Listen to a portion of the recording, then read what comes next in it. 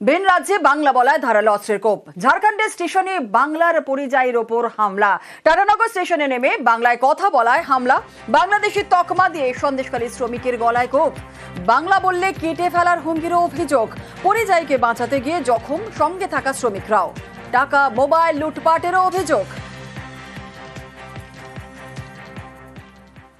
ট্রেনের থেকে নেমেছে, নামলে ওখানে 20 জন মতন গিয়েছিল, কিন্তু 20 জন আগে চলে গিয়েছিল। ওরা 3 জন ছিল ঘটনাস্থলে, কিন্তু তখন ওরা বাংলাদেশি বলে বাংলা কথা বলতে পারে না বলে তখন এসে ছুরি মেরেছে, মানে উল্টো পাল্টা আঘাত করেছে। তখন ওরা দেখে তাই রেখে পালিয়ে গিয়েছে। কেন এরকম করবে যে বাংলা কথা বলতে পারে? আমাদের না খাটলে খাওয়া হয় না, বাইরে না গেলে আমার 2টো বাচ্চা, যেহেতু কিছু হয়ে যেত আমাদের কে দেখতো?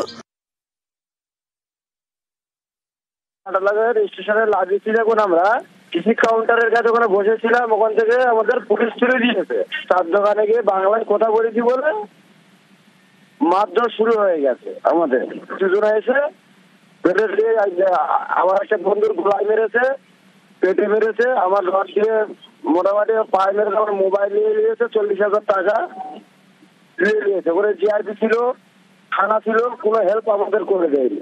অটো ধরে 5 মিনিটের জন্য 1,000 টাকা দিয়েছে হসপিটালে দিয়ে দেওয়ার জন্য, না থেকে দিয়ে দেয় না। ওকে হসপিটালে ভর্তি করে দিয়েছিলাম।